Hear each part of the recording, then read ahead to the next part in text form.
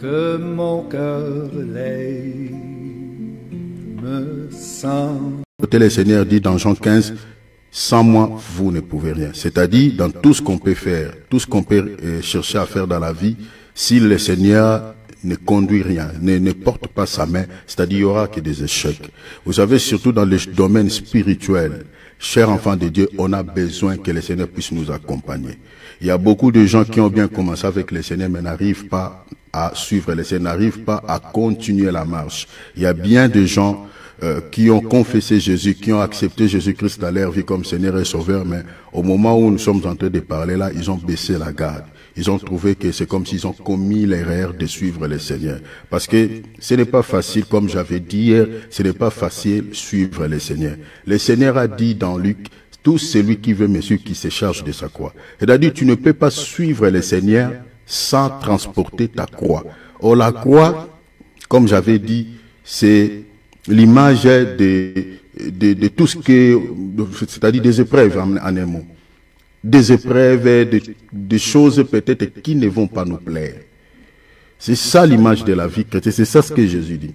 Tout celui, parce que, regardez, quand on parle de la croix de Golgotha, ce n'est pas un lieu joli pour le Seigneur. Jésus lui-même, il a intercédé sur le mont de Gethsémane, il a dit, Père, s'il est possible, éloigne cette coupe que je la boive pas. La coupe dont il parlait là, il parlait de la croix. Maintenant, lui, il dit, il nous enseigne, il dit, tout celui qui veut me suivre, qui se charge de sa croix et me suit. Donc, c'est-à-dire la vie chrétienne que personne ne vous dise que voilà, c'est une vie de bon, chic, bon. Il y a un prix à payer si tu veux entrer au paradis. Il y a un prix à payer si tu veux aller au ciel. Et le prix là, il faut que tu te charges de ta croix et suis le Seigneur. Et la croix, c'est l'image de toutes les choses qui nous plaisent pas.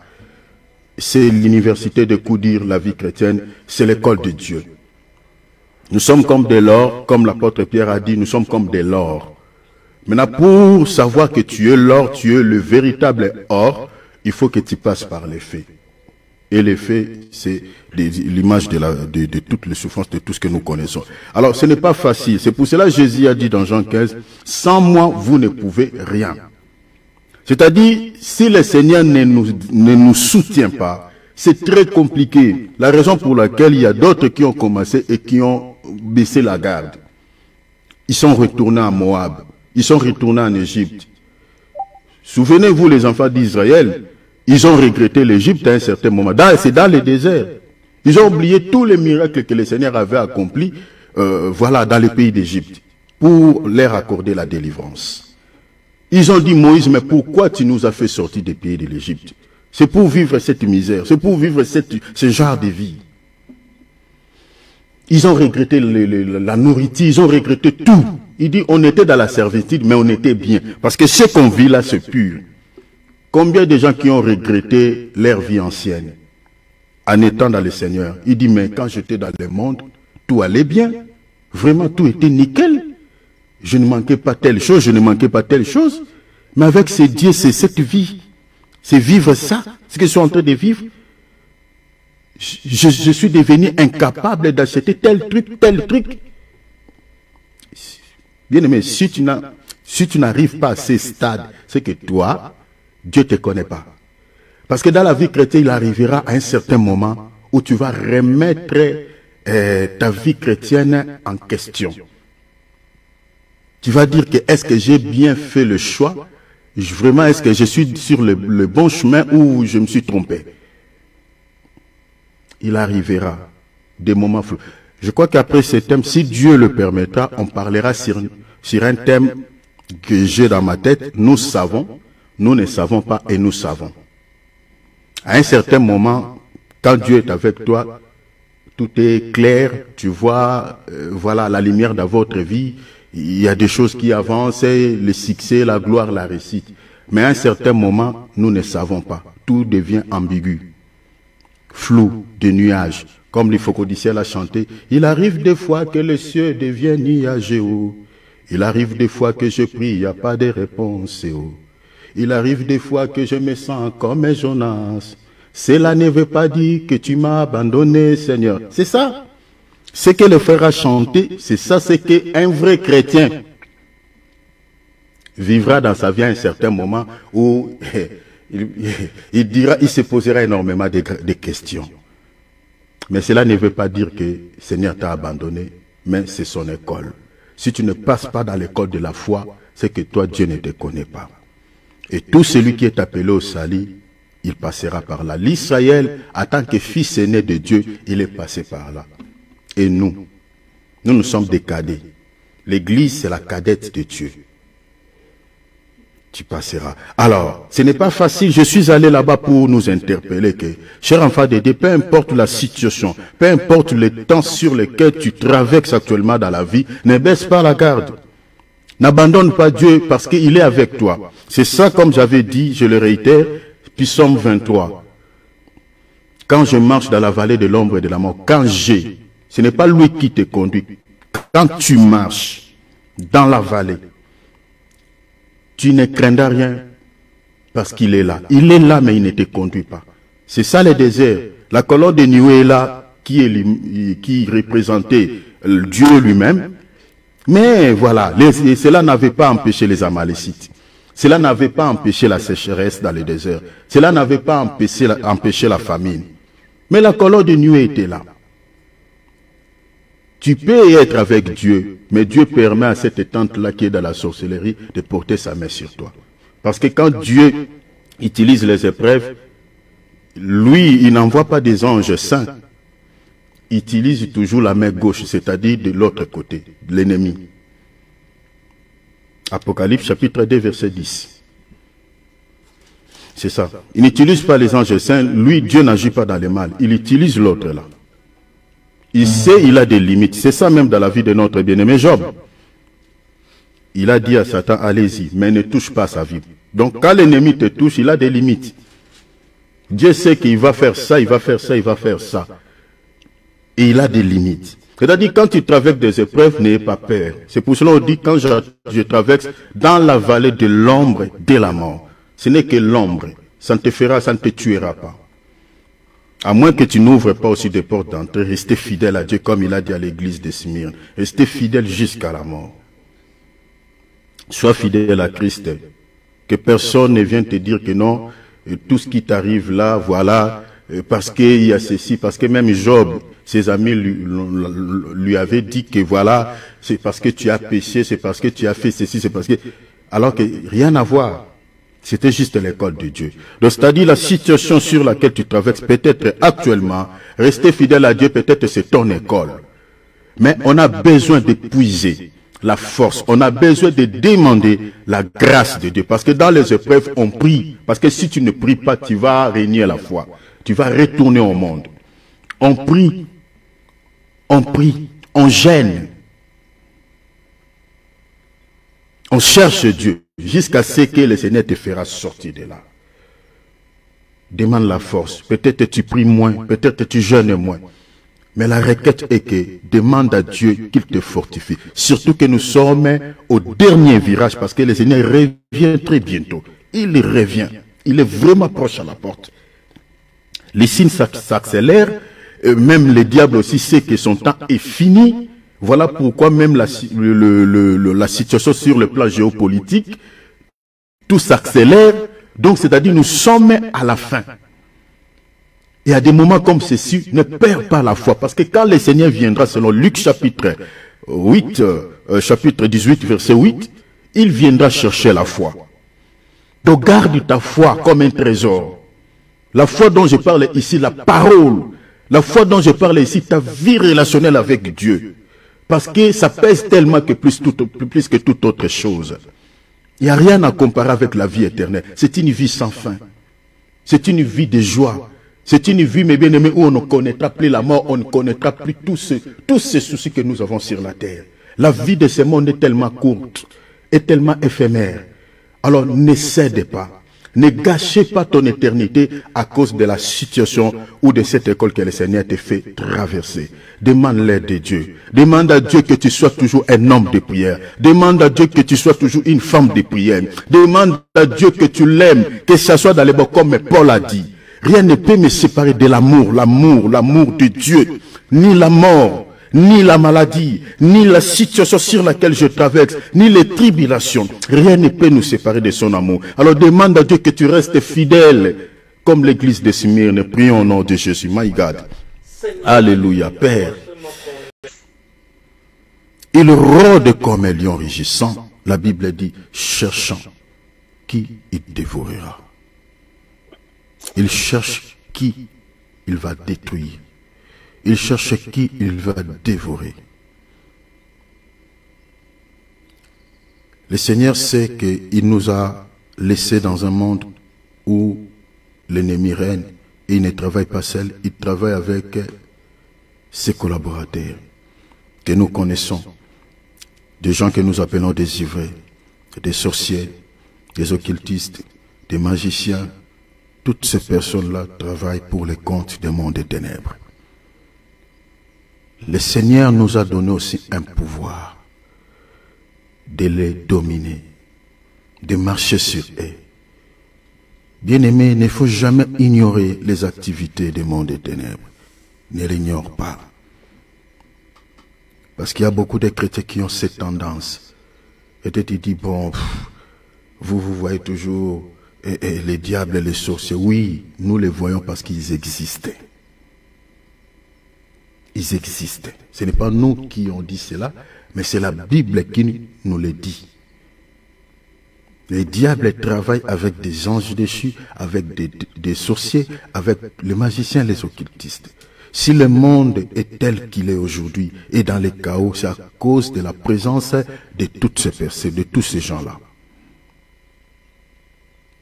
C'est eux qui créent tous ces désordres que nous avons. Des guerres, des problèmes, des maladies. Ce sont eux, ils créent des virus. Des maladies comme des sida, c'est des virus.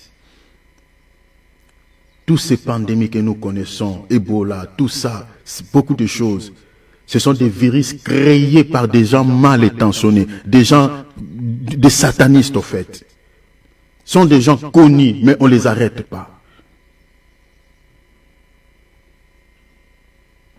Ils tuent, mais ils ne sont jamais condamnés. C'est ça, à cause de ces gens. Alors le Seigneur nous a donné le pouvoir de renverser aussi leurs plans. Utilise le pouvoir-là. Dans votre famille, vous avez ces agents-là. Ils sont dans toutes les familles du monde. Ils sont dans toutes les familles. Certains, toi, tu ne les connais pas, mais eux, ils te connaissent. Renverser leurs plans dans ta vie. Rappelle au Seigneur que, Seigneur, je suis ta fille, je suis ton fils. Ne permets pas, Seigneur, qu'ils réussissent dans leur mission, dans ma vie. Qu'ils ne réussissent pas. Tout ce qu'ils projettent, tout ce qu'ils pensent faire contre moi, Seigneur, je te prie que cela échoue. Alors élève ta voix. Renversons leurs plans. Prions au nom de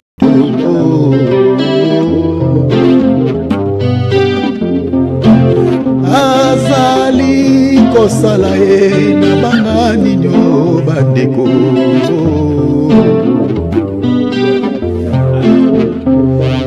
Kolo elonga nanga esana yo Yesu Yesu na yonde na bengi Nzambe tata yonde mobateli bapate ya Nzambe Yesu Yesu na yonde na benga mimo santu kolo moliko ya baye bakokanga Yesu Yesu na yonde na benga mimo kitani ya Nzambe na bomo mosungi nanga zali kosala mabanga nino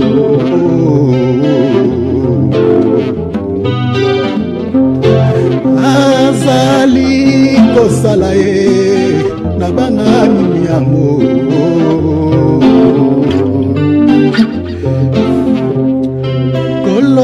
kolo longa nanga esana yo Yesu Yesu na yonde na bengi Nzambe tata yonde mobateli mapate ya Nzambe Yesu Yesu na yonde na benga mimo santu mokolo e lobiko ya bayeba kokanga Yesu Yesu na yo nde nabengami mokitani ya Nzambe na bomo mosungi nanga azali kosala nabangani yo. Au nom de Jésus-Christ, merci.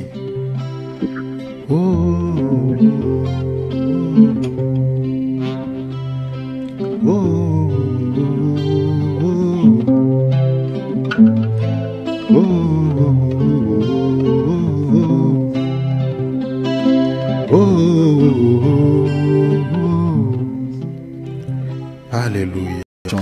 Acclamons le roi des rois. Alléluia. Gloire à Dieu. Gloire à Dieu. Vraiment, que le Seigneur de gloire vous soit favorable en toutes choses et que le Seigneur puisse se souvenir de vous tous. Donc, vraiment, qu'il vous bénisse abondamment au nom de Jésus-Christ. Nous scellons cette parole. Voilà. Et nous voulons écouter les messages. Donc, nous passons l'antenne à l'homme de Dieu Alex. Faisons comme d'habitude. Prenons nos Bibles, prenons nos calepins. Soyez attentifs à ce qui va être dit maintenant là. Soyons comme des Béréens, vérifions tout dans les Écritures. Voilà. Gloire à Dieu, vraiment. Dieu vous bénisse abondamment encore une fois de plus. L'homme de Dieu, je vous passe l'antenne. Donc, votre micro, l'homme de Dieu. Alléluia. Voilà. Votre micro. Je vais essayer d'augmenter un peu votre son. Gloire à Dieu, gloire à Dieu. Voilà. Soyez Je pense que... bénis. Allez-y, l'homme de Dieu. Très bien. Est-ce que c'est très bon? Ok. Gloire, gloire à notre Seigneur Jésus, que Dieu soit loué. Et je vous salue au nom de Jésus-Christ. Amen, amen. La faveur de Dieu soit avec vous tous. Nous allons Amen. prier. Seigneur Dieu Tout-Puissant, voici au devant de toi, Père. Ô Éternel, te disons merci, toi, le Dieu qui nous connaît. Seigneur, toi qui as voulu et qui as rendu ce moment si possible, nous te disons merci, nous te rendons de multiples actions de grâce. Seigneur, merci. Papa, nous recommandons le moment de ta parole, que l'Esprit de Dieu se mouve en ce lieu et que toi, tu nous communiques, Père, ce que toi, tu veux donner à tes enfants. Que je sois un canal, que je sois un vase, que je sois un instrument par lequel tu vas parler à mon frère et ma soeur cet avant-midi. Merci Jésus. Recommandons ce moment entre tes mains. Tout ce qui n'est pas de toi, nous brisons. Tout esprit maléfique, tout esprit de distraction, tout esprit de voyage d'esprit qui n'est pas de toi. Au nom de Jésus, nous brisons cela. Toi seul, Père, je te glorifie. Au nom puissant de Jésus, nous avons ainsi prié. Amen. Et bien-aimés dans le Seigneur, une fois de plus, je vous salue au nom de Jésus-Christ. Que Dieu soit loué. Sans plus tarder, nous sommes en train de parler sur notre terme. Notre terme, bien-aimé dans le Seigneur, qui est très capital. Le salut est un don gratuit de Dieu. Le salut est un don gratuit de Dieu, mais l'enlèvement exige un prix à payer.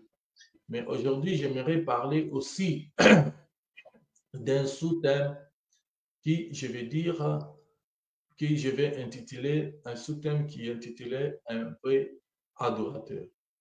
Un vrai adorateur. Un vrai adorateur. Que le nom de Jésus soit loué. Nous ouvrons nos Bibles. Jean,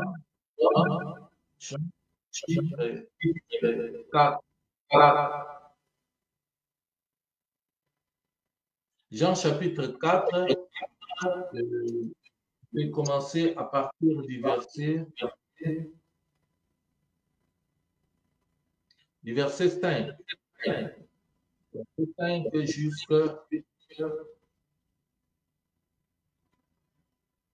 jusqu'à 22, à 23. Il est écrit, une femme de Samarie vint puiser de l'eau. Jésus lui dit, donne-moi à boire, car ses disciples étaient allés à l'eau acheter des vivres. La femme samaritaine dit, comment toi, me demandes-tu à boire, à moins que une femme samaritaine? Les Juifs, en effet, n'ont pas de relation avec les Samaritains. Jésus lui répondit, si tu connaissais les Dieu et que celui qui te dit, donne-moi à boire, tu lui dis, toi, à boire, et il t'aurait donné de l'eau vive. Seigneur, lui dit la femme, et tu n'as rien puisé et le puits est profond. D'où aurais-tu donc cette eau vive? Es-tu plus grand que notre Père qui nous a dit et qui dit lui-même ainsi qu'il faut. Jésus dit, quiconque boit de cette eau, mais celui qui boira de l'eau que je lui donne n'aura jamais soif. Et l'eau que je lui donnerai deviendra en lui une source d'eau qui jaillit jusque dans la vie éternelle. La femme lui dit, Seigneur, donne-moi cette eau, afin que je n'aie plus soif et que je ne vienne plus puiser ici. Vois, lui dit Jésus, appelle ton mari et viens ici. La femme répond, je n'ai point de mari. Jésus lui dit, tu as eu raison de dire, je n'ai point de mari, car tu as eu 5 maris, et celui que tu as maintenant n'est pas ton mari. Et c'est là tu as dit vrai. Le Seigneur lui dit la femme, je vois que tu es prophète. Nos pères ont adoré sur cette montagne, et vous dites, vous, que le lieu où il faut adorer est à Jérusalem. Femme, lui dit Jésus, crois-moi, l'heure vient où ce ne sera ni sur cette montagne, ni à Jérusalem que vous adorez le Père. Vous adorez ce que vous ne connaissez pas. Nous adorons ce que nous connaissons, car le salut vient des Juifs. Mais l'heure vient, et elle est déjà venue, où les vrais adorateurs adoreront le Père en esprit et en vérité, car ce sont là les adorateurs que le Père demande. Amen. Gloire soit rendue à Dieu. Que Dieu vous bénisse, bien-aimés dans le Seigneur. Ici, nous venons de lire dans le livre de Jean, chapitre 4, verset 5, commençant par le verset 5 jusqu'à 23. Je disais que notre soutien, c'est les vrais adorateurs. Ici, nous venons de lire l'histoire d'une femme samaritaine. L'histoire d'une femme samaritaine qui Jésus a demandé de l'eau, qui Jésus est venu pour boire de l'eau. Mais là où nous allons plus nous baser, bien aimés, c'est par rapport à notre thème, notre sous-thème, c'est à partir du verset 20, où on dit, nos pères ont adoré sur cette montagne, et vous dites, vous, que le lieu où il faut qu'on adore est à Jérusalem.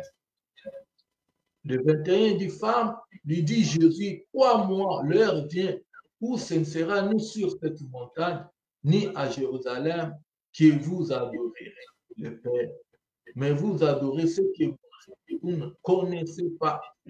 Nous adorons ce que nous connaissons, car le salut vient des Juifs. Mais l'heure vient, elle est déjà venue, où les vrais adorateurs adoreront le Père en esprit et en vérité. Car ce sont là les adorateurs qui le demandent. Dieu a besoin de vrais adorateurs. Le Père a besoin de vrais adorateurs. J'aimerais commencer la première des choses que nous devons retenir, c'est que le Seigneur ne veut pas seulement qu'on aille au temple pour adorer, mais le Seigneur veut plutôt que nous devenions un temple. Le Seigneur veut que nous devenons un temple. Celui qui est condamné à aller prier, que ce soit dans le temple, celui qui est condamné à aller prier dans le temple, peut-être s'il y a un problème, je prends l'exemple comme il y avait un confinement ici, la Covid avait frappé. À ce moment-là, tu ne peux pas te déplacer pour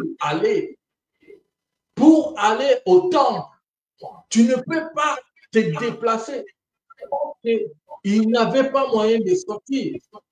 Tout le monde avait peur de sortir, d'aller, de se rendre quelque part. Peut-être tu pouvais attraper la maladie. Là, tu seras empêché d'aller adorer le Seigneur. Tu seras empêché de venir dans la face de Dieu. Mais ce que le Seigneur nous demande ici, que nous puissions faire de notre corps, que nous puissions devenir le temple. Ça veut dire qu'il y ait confinement ou pas. Comme je suis le temple, je dois adorer mon Dieu. Et mon adoration va donner un bon parfum de bonne odeur. Avant d'aller très loin, l'adoration que je peux dire ici, nous voyons que l'amour que Dieu a envoyé, l'amour de Dieu, que Dieu a envoyé envers nous, c'est ça que nous appelons la grâce. La grâce qui est Jésus-Christ, que Dieu a envoyé envers nous.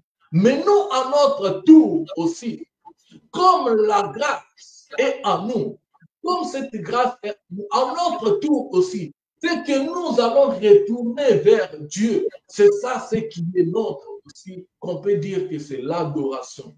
C'est notre adoration aussi. C'est l'adoration qui peut sortir aussi de nous.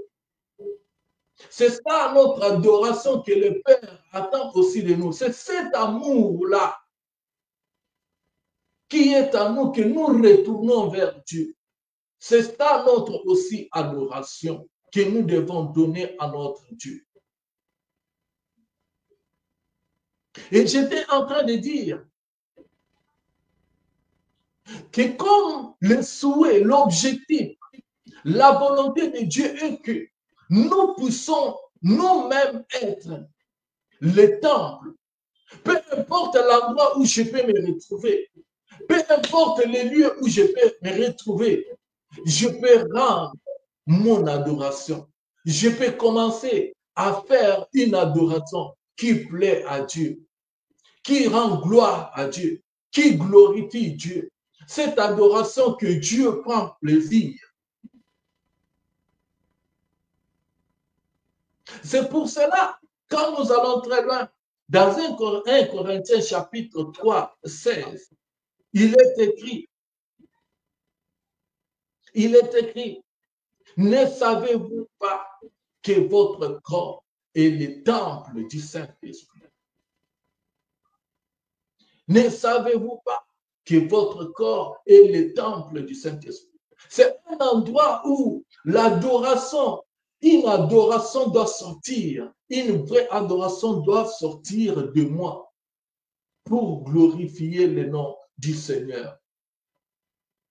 Il peut y avoir peut-être que je ne peux pas, ou bien il y a quelque chose qui peut se passer à ne pas se rendre à l'église, là où nous avons l'habitude d'aller prier, mais que mon corps, là où je suis capable de rendre un bon culte, une bonne adoration à mon Dieu. Et la deuxième des choses que nous devons retenir, il faut que celui qui adore le fasse avec son être et non son avoir. Par là, bien-aimés dans le Seigneur, nous pouvons parler avec des verbes. Le verbe être et le verbe avoir. Le verbe avoir, dans ce qui concerne un vrai adorateur, le verbe avoir, c'est un verbe qui peut-être qui se pose, qui est utilisé pour les gens qui sont comme des bébés spirituels, les gens qui n'ont pas encore acquis la maturité spirituelle. Le verbe avoir, ce n'est pas un verbe qu'un enfant de Dieu qui est attaché à Dieu doit utiliser, parce que ça se pose souvent sur les matériels, sur des choses physiques, sur des choses qui peuvent venir et périr, qui peuvent se dissiper à un certain moment. Mais nous, en tant qu'enfants de Dieu, nous devons plus utiliser les verbes être pour donner notre adoration. Le verbe être, ça veut dire donner ce qui sort de l'intérieur de moi, donner ce qui a de la valeur à l'intérieur de moi pour adorer mon Dieu. Une adoration qui sort de l'intérieur de toi, qui sort des choses de ton intérieur qui est caché, de tes triples, de ton esprit. C'est ça le verbe qu'un vrai adorateur doit utiliser et non le verbe avoir. Le verbe avoir, bien aimé dans le Seigneur, c'est que tu as des matériels, que tu as personne d'autre ou bien quelqu'un d'autre peut aussi en avoir facilement. Mais quand on regarde sur ce qui concerne l'être, oui, l'être, c'est que Dieu a mis en toi. Personne ne peut venir. On peut dire, comme les gens des Français disent, qu'on peut remplacer, on peut pas remplacer quelqu'un, mais on peut succéder quelqu'un. Ça veut dire que la chose ou bien la manière que la personne avait l'habitude de faire, même si la personne est remplacée, réellement, ça ne sera pas réellement ce qu'il va donner par rapport à celui qui était là. Ça sera toujours différent. Ça veut dire que tu peux succéder quelqu'un, mais pas remplacer pour donner ce que la personne a donné, copie et conforme à 100%. Pour faire voir que chacun porte en lui une marque, quelque chose qui le distingue de quelqu'un d'autre. L'apôtre Paul est mort. Malgré qu'il était mort, il est resté l'apôtre Paul. L'apôtre Pierre est mort. Malgré qu'il est mort, il est resté l'apôtre Pierre.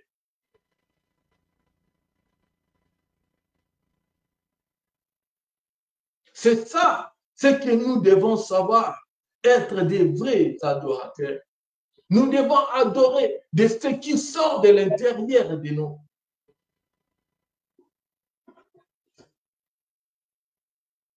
C'est ça, c'est que Dieu attend de nous en tant que les vrais adorateurs. Et dans ce que nous venons de lire, bien aimé, dans le livre de Jean, chapitre 4, on nous parle de l'histoire de cette femme samaritaine qui disait à Jésus qu'il n'y a pas une relation entre toi et moi. Toi, tu es juif, moi, je suis samaritain. Il n'y a pas une relation entre vous et nous. Rien ne peut se passer entre vous et nous. Là, on sous-entend qu'il y a des camps. Il y a des gens dans un pays, mais le pays qui est divisé. Que les gens ne s'attendent pas. De l'autre côté, du côté nord et du côté sud, ne s'entendent pas.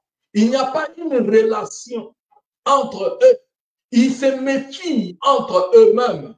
C'est ce qui s'est passé avec Jésus.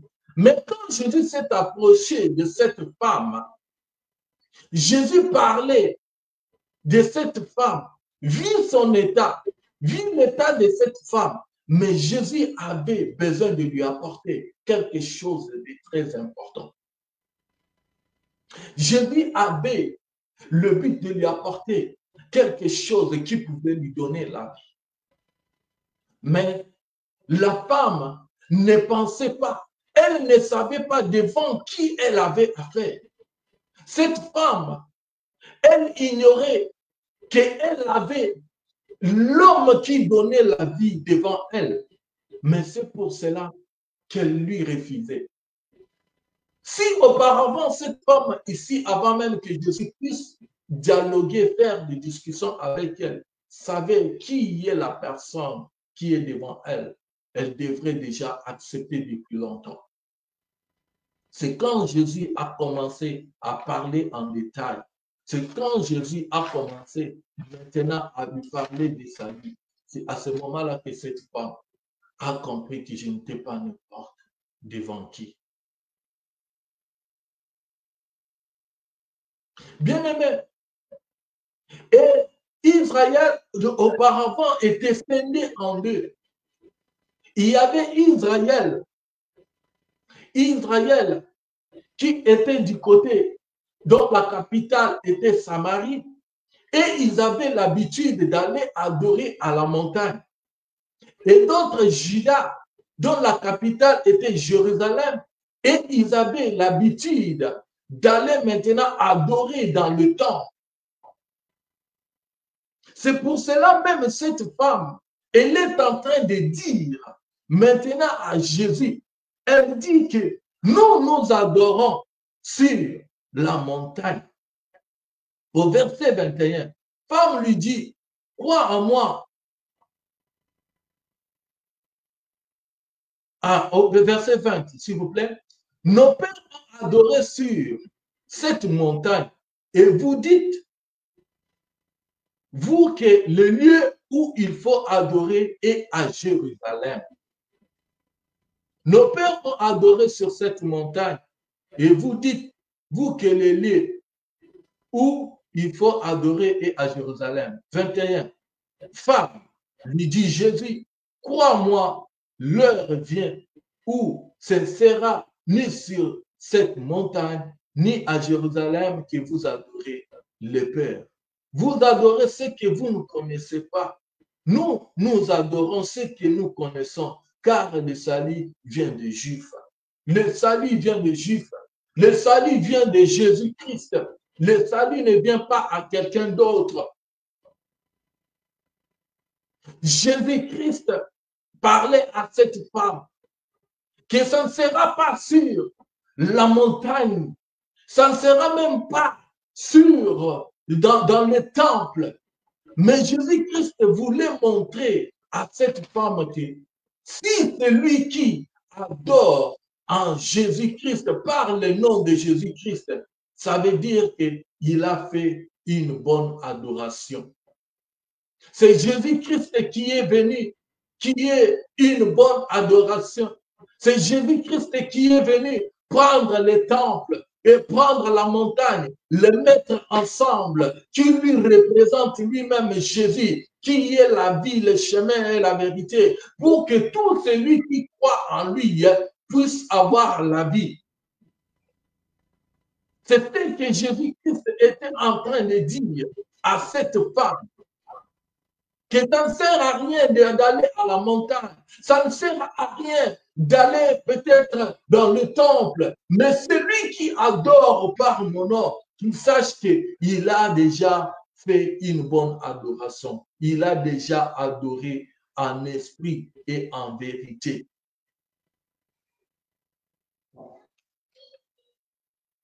Laissez-moi vous dire, quand vous priez au nom de Jésus-Christ, vous avez déjà accompli cette bonne adoration. Vous avez déjà fait une bonne adoration au nom de Jésus-Christ.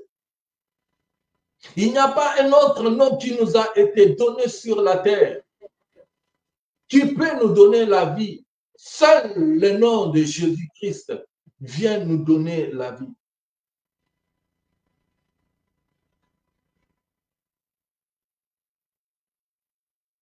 Laissez-moi vous dire, bien-aimés, que ça ne sert à rien de courir de gauche à droite. Ça ne sert à rien de courir derrière peut-être des féticheurs ou bien d'autres personnes pour avoir des solutions. Ça ne sert à rien peut-être de voir que non, moi, rien que quelque chose ne marche pas dans ma vie, je dois aller chez les féticheurs, regarder d'abord, faire voir si réellement des choses que je subis, si réellement la vie que je suis en train de traverser est vraiment dans le plan de Dieu, ou bien c'est la volonté de Dieu, ou bien ce sont des choses, ou bien peut-être les esprits de ma famille, ou bien quelque chose qui me bloque.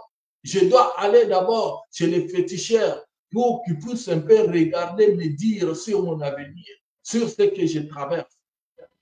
Mais laisse-moi te dire, toutes ces choses-là n'apportent rien. Toutes ces choses-là ne peuvent pas être comme solution à toi. Mais la vraie solution à toi, c'est le nom de Jésus-Christ. Quand tu l'invoques, il est là pour te sauver et pour te délivrer. Dans Jean, chapitre 7, verset 38 à 39, qu'est-ce qui est écrit? Jean, chapitre 7, nous allons lire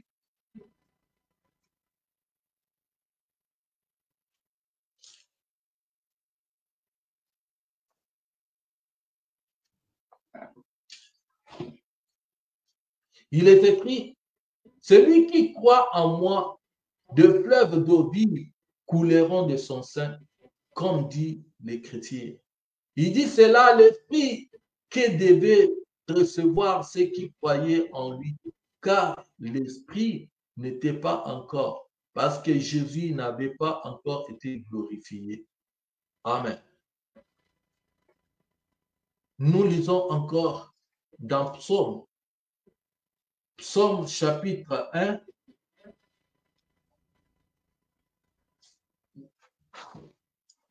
Psaume chapitre 1, verset 1 jusqu'à 3. Il est écrit, « Heureux l'homme qui ne marche pas selon le conseil des méchants, qui ne s'arrête pas sur les voies des pécheurs et qui ne s'assied pas accompagné de moqueurs, mais qui trouve son plaisir dans la loi de l'Éternel et qui la médite jour et nuit. Il est comme un arbre planté près des courants d'eau qui donne son fruit et sa saison et dont les feuilles ne s'effleurent point. Tout ce qu'il fait lui réussira. » Bien-aimé dans le Seigneur,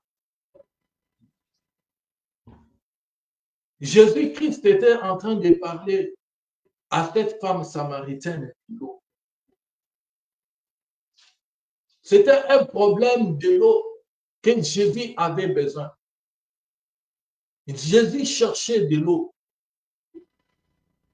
Mais cette femme était en train de lui parler, vu des conflits qu'ils avaient. Mais Jésus-Christ a parlé à cette femme que c'est lui qui est capable de lui donner l'eau.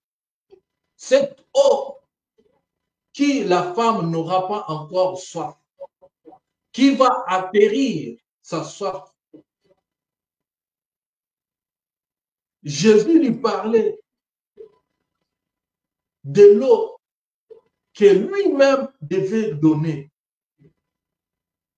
Jésus-Christ devait donner de l'eau qui va atterrir la soif. Laisse-moi te dire,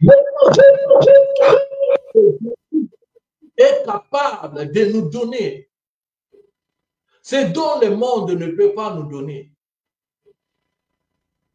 Cette eau qu'on parle, c'était la parole, c'était lui-même qui, c'est lui que la parole dit, c'est lui qui a le Fils à la vie. C'est lui qui a Jésus à la vie. C'est lui qui a Jésus en lui. Et c'est fini. Il n'aura pas soif d'autre chose. Il n'aura pas soif des choses de ce monde. Jésus-Christ en toi peut combler tous les besoins que tu as. Il est la source de toutes choses. Jésus-Christ, il est la source d'eau vive, l'eau qui donne la vie. Des paroles de vie sortent de Jésus. L'eau qui donne la vie, qui va atterrir tous tes désirs, qui va combler tous tes vides, tout dont tu as besoin. C'est à Jésus-Christ que tu peux en avoir. Le monde ne peut rien te donner. Tu peux atterrir ta soif. Tu peux avoir des choses de ce monde. Tu en auras toujours besoin en accès. Tu en auras, tu verras que tu ne vas pas te satisfaire de ce que tu as. Par exemple, pour voir un petit exemple que je peux vous donner, ceux qui sont dans ce monde, qui cherchent des richesses, qui sont des millionnaires, ça ne veut pas dire que comme il est millionnaire, il s'arrête par là. Non, il ne peut pas encore chercher de l'argent. Non, il continue toujours à les chercher. Il continue toujours à chercher. D'une part, nous voyons que même quand il dit quand je vais atteindre 100 000 dollars, 200 000, 200 millions, 200 milliards, quand il va atteindre même cette somme-là, ça ne va pas toujours le suffire. Il va continuer toujours à chercher. Il va continuer toujours. Pourquoi d'une part, nous comprenons que la soif qu'il a, la soif n'est pas finie. Il continue toujours. Il aura toujours besoin. Mais Jésus-Christ est capable de combler toutes les soifs, tous les soifs qu'on peut avoir, tout ce qui peut nous pousser, les désirs de ce monde, de cette chair, des choses de ce monde. Laissez-moi vous dire que Jésus est capable de combler et d'atterrir cela. Jésus est capable de donner le goût à cette vie de péché. Jésus est capable d'arrêter cette vie que peut-être vous n'arrivez pas vous-même à maîtriser, à se contrôler, à laisser cette vie de péché. Mais Jésus est capable de venir, d'aller à la source. Cette parole est capable de venir sécher, d'aller atterrir, d'aller enlever ce qui faisait plaisir dans ce que vous étiez en train de faire, qui ne glorifiait pas Dieu. Mais Jésus est capable d'aller jusqu'à la source pour enlever. Jésus est capable d'aller jusqu'à la source pour que vous puissiez venir en lui, que vous ayez la vie et que vous soyez un vrai adorateur. Et qu'une bonne adoration puisse sortir de vous. Même quand vous allez élever vos mains à l'air, que vos mains ne soient pas des mains qui sont sales, des mains qui sont sales devant la face de Dieu, mais que ce soit des mains qui sont propres, que votre adoration ne soit pas une adoration qui n'est pas bonne, d'une bonne odeur, que ce ne soit pas d'une mauvaise odeur, mais que ce soit une adoration de bonne odeur devant Dieu.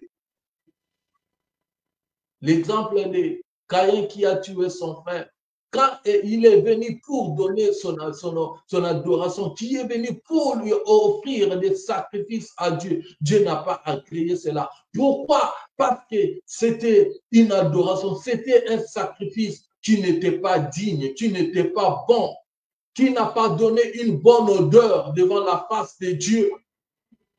Dieu n'a pas agréé cela. C'est ce que Jésus aussi était en train de parler avec cette femme pour lui dire que je suis la vie. Si tu m'acceptes, que j'entre dans ta vie, tu n'auras pas la même vie. Beaucoup de choses vont se changer dans ta vie. Tu seras transformé en une autre personne. Tu auras une autre vie et tu auras la vie éternelle. Et tu seras une vraie adorateur, adoratrice. Celui qui adore le Père, en vérité, c'est par le nom de Jésus que nous pouvons le faire. Et dans ce que nous avons lu, il dit que celui qui croit en moi, des fleuves d'eau vive couleront de son sein. Celui qui croit en Jésus, le fleuve d'eau vive couleront. Et dans Psaume, on nous dit que il sera comme un arbre planté près d'un courant d'eau qui donne son fruit à sa saison. Quand tu es enraciné en Jésus-Christ, ta vie va donner les fruits. Ta vie va plaire à Dieu à tout moment, à chaque instant.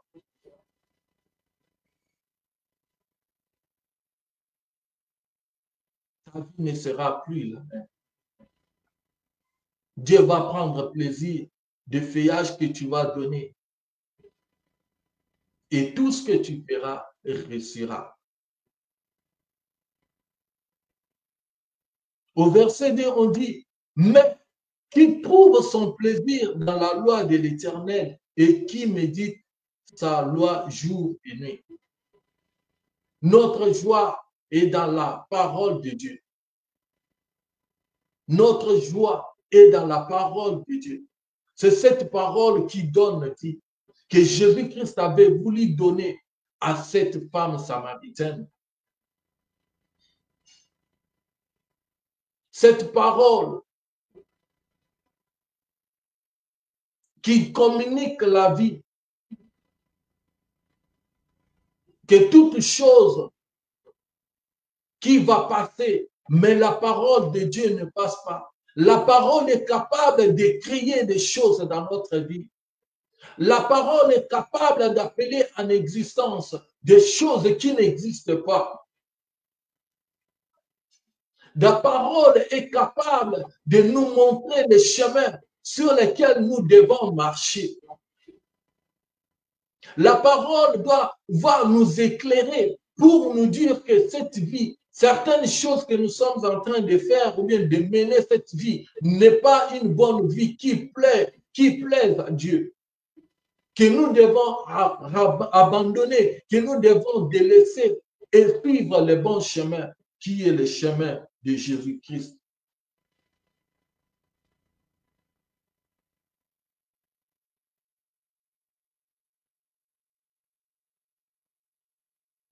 Et au verset 15, la femme dit, Seigneur, donne-moi cette eau, afin que je n'ai soif et que je ne vienne plus puiser ici. Va, lui dit Jésus, appelle ton mari. C'est là où Jésus a commencé aussi à lui parler de sa vie. Jésus a commencé à lui parler de sa vie qu'elle avait menée, d'une mauvaise vie qu'elle avait. Jésus a commencé à lui parler. C'est à ce moment-là, elle s'est rendue compte devant qui elle avait affaire.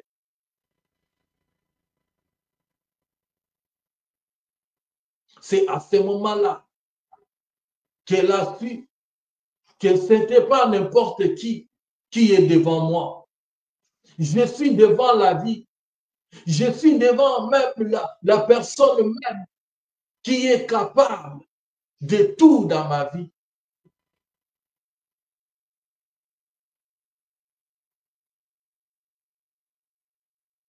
C'est à ce moment-là qu'elle a dit que non, elle a dit même que je suis devant un prophète. Elle a compris que c'est Jésus-Christ qui était la vie.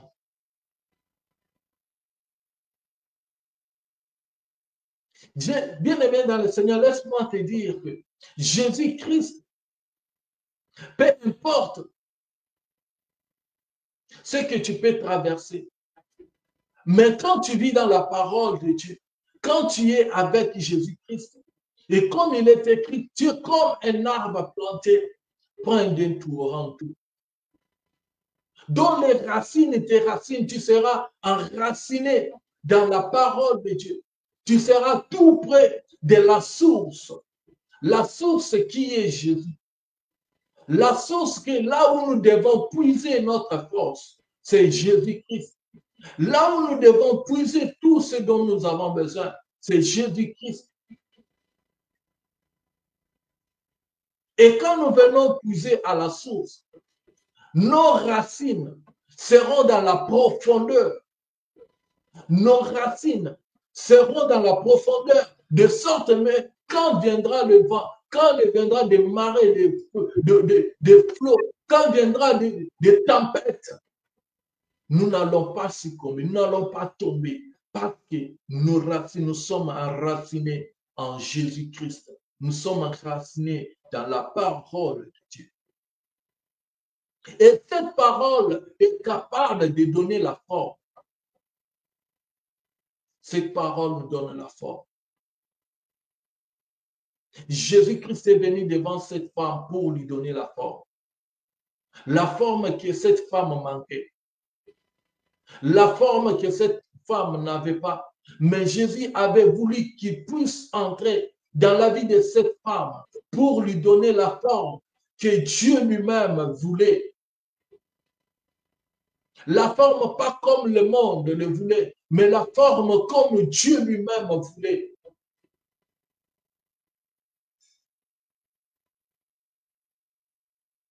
Oui, la parole de Dieu est capable de nous donner la forme. Cette forme, c'est comme l'argile dans les mains d'un potier qui va lui donner la forme qui lui plaît. Jésus veut nous donner la forme qui lui plaît. Pas que nous sommes, la forme que nous avons, que nous venons avec dans le monde, selon tel que nous sommes. Jésus ne veut pas ça, mais il veut donner la forme. Quand on veut donner la forme à quelque chose, bien aimé, ce n'est pas facile. Quand on veut donner la forme, bien aimé, même les bijoutiers le savent. Pour donner la forme, ils sont capables, ils sont à mesure de prendre les bijoux, les mettre, les passer dans le feu. C'est à ce moment-là que le bijou va, quand il aura vraiment un feu à un degré élevé, il va maintenant se décomposer. À ce moment-là, c'est facile de donner, peu importe la forme que le bijoutier va donner à ses bijoux. Peu importe la forme que lui va accepter, il va chercher à donner. C'est à ce moment-là, quand il va passer dans le feu, qu'il sera maintenant malléable, il sera maintenant manipulable, que ça sera facile de donner la forme. C'est ce que Jésus-Christ veut de nous. Peu importe ce que nous traversons, ça peut nous faire mal d'endurer, ça peut nous faire mal de rester dans ce chemin, de rester dans la voie de Dieu, devant la parole de Dieu. Mais laisse-moi te dire, c'est une forme que Dieu est en train de nous donner. C'est une forme que Jésus-Christ est en train de nous donner. La forme que lui-même veut. Pour que nous soyons des vrais adorateurs. Qu'une bonne adoration puisse sortir de nous, qui va lui plaire, qui va lui donner l'honneur. Oui, passer par le feu, ce n'est pas facile. Passer par le feu, quand Dieu nous commence à nous tailler, à enlever ce qui est de mauvais en nous, à tailler notre vie pour nous donner une bonne vie, pour nous donner une bonne forme, pour sa gloire. Quand Dieu est en train de nous tailler, ça veut dire que quand Dieu te taille, Quand Dieu est en train de travailler, de te passer dans le feu, ça veut dire que Dieu veut t'amener quelque part. Dieu veut t'amener pour sa gloire. Malgré que ça peut faire mal, c'est juste une formation, oui, quelque chose que Dieu est en train de faire pour t'amener dans une élévation, pour t'amener dans une nouvelle saison, pour t'amener dans une nouvelle gloire.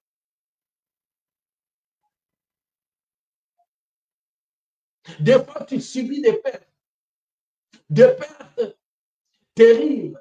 De perte, tu fais des commerces, tu fais ceci, cela, ça ne marche pas. Mais laisse-moi te dire, c'est peut-être une façon où Dieu est en train de te préparer. C'est une façon où Dieu est en train de travailler sur toi pour que demain, que tu sois un millionnaire, que tu sois quelqu'un qui il va enlever dans cet état-là pour t'amener dans un état qui est élevé, dans un état que lui-même a déjà préparé.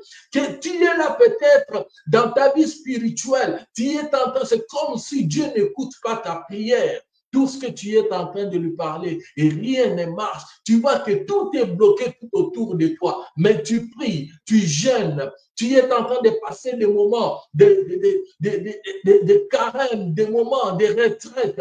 Mais c'est comme si Dieu n'entend pas ta prière. Mais laisse-moi te dire que c'est un moment où Dieu est en train de préparer. Ta prière ne passe pas en vain. Tu es en train d'emmagasiner ta prière. Quand Dieu viendra pour ouvrir là où la prière était, il va trouver plusieurs requêtes à ce moment où Dieu va traiter, va commencer à traiter un par un, va commencer à traiter chaque sujet pour ta gloire. Il y aura un moment, mais c'est juste un temps où tu es en train de t'éraciner, un temps où Dieu est en train de te façonner, Dieu est en train de t'emmagasiner pour que demain, tu puisses éclater sa gloire, que tu sois un instrument, que lui-même il va s'en servir pour sa gloire.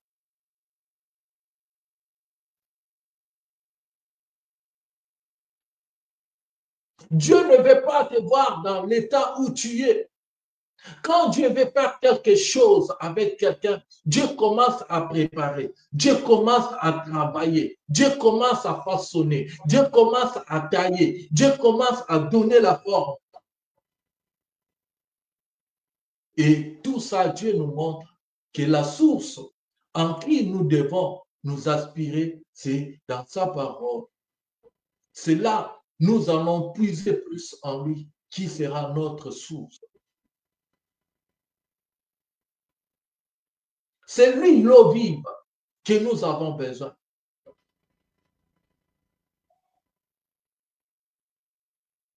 C'est lui la source d'eau qui ne tarit jamais.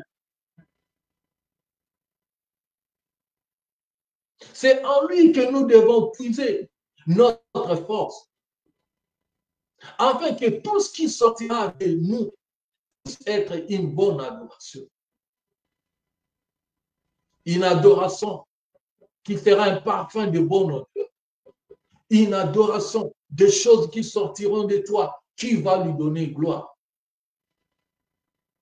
Au moment où tu peux te tenir, même 2 minutes devant sa face, et que ta prière puisse avoir une grande efficacité, que ta prière puisse agir puissamment, que ta prière, que Dieu puisse exaucer. Ah oui, c'est ça, ce que Dieu veut.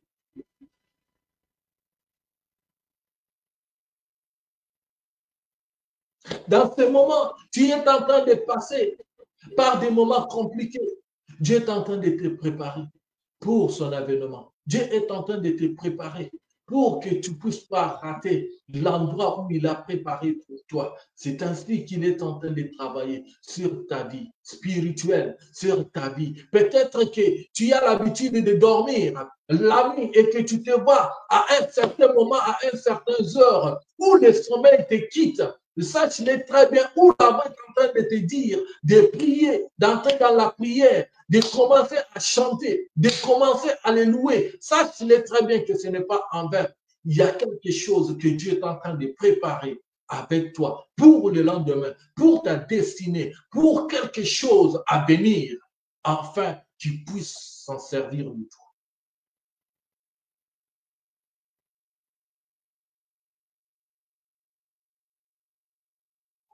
C'est pour cela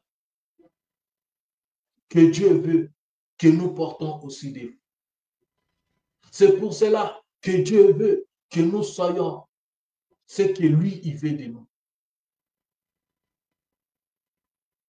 C'est pour cela que Dieu veut que nous soyons attachés à lui.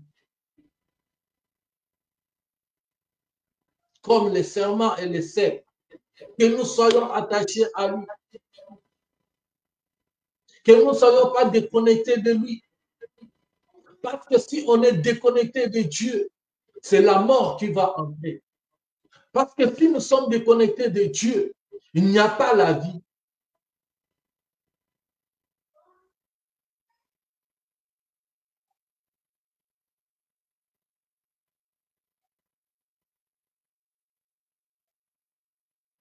Dieu veut que nous soyons des vrais adorateurs.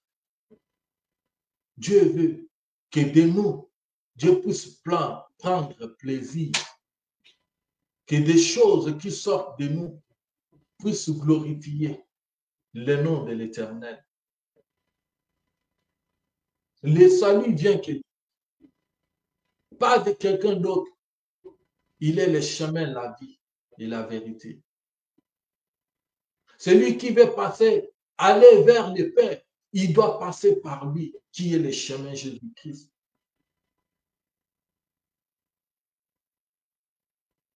C'est pour cela qu'il a dit même à cette femme que le salut vient des Juifs, vient de lui, Jésus-Christ. En d'autres termes,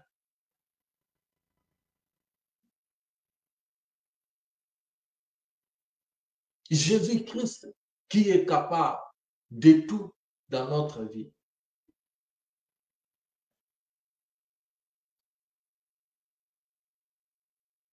Nous devons nous raciner en lui. Quand peut-être on peut voir un arbre qui est tellement élevé, un arbre qui est tellement long, quand vous allez creuser tout autour, vous allez constater que ces racines sont tellement dans la profondeur, ces racines sont tellement très loin, sont allées très loin. C'est par rapport aussi à sa grandeur. C'est par rapport aussi à sa taille.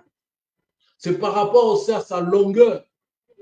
Si tu veux aller très loin avec Dieu, si Dieu veut t'amener très loin, tu dois avoir des racines. C'est pour cela que Dieu doit travailler dans tous les sens dans ta vie. Pourquoi? Parce que tu n'es pas n'importe qui est fait pour des petites choses. Tu es quelqu'un qui est fait pour des grandes choses. Tu es quelqu'un que Dieu veut amener très loin. C'est pour cela qu'il est en train de prendre du temps à façonner sur toi, à te donner des formes, à te donner ce qu'il faut, te donner des capacités, t'investir de la puissance, te donner ce qu'il faut, t'enseigner même. Des fois, ça fait mal. Te passer par le feu. Te passer par plusieurs baptêmes.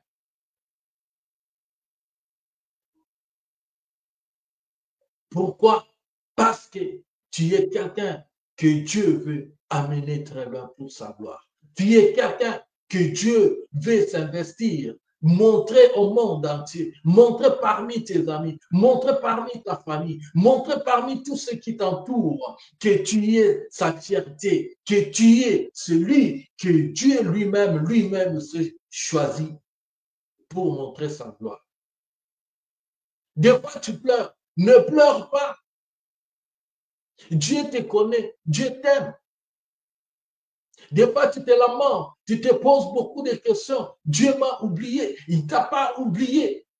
Il a dit, si une mère n'est pas capable d'oublier son enfant, à combien plus forte raison, moi, votre Dieu?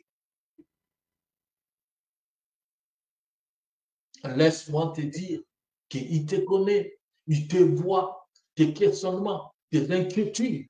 Il te voit. Mais juste, il est en train de travailler sur toi pour t'amener dans ta destinée, pour t'amener pour la gloire de son nom, qu'une bonne adoration puisse sortir de toi.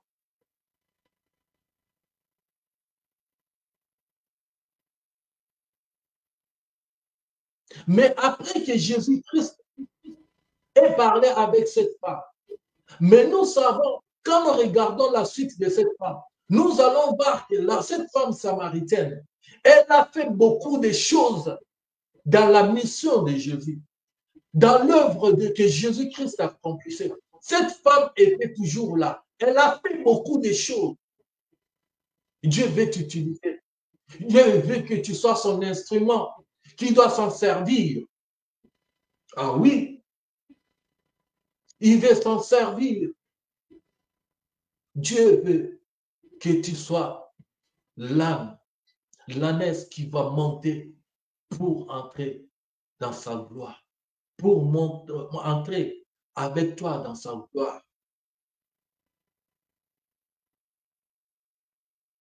Dieu veut t'utiliser. Dieu veut te servir. Dieu veut que tu puisses les servir. Dieu veut s'en servir de toi. Que Dieu vous bénisse. Que Dieu soit loué. Et que la grâce de Dieu soit avec nous.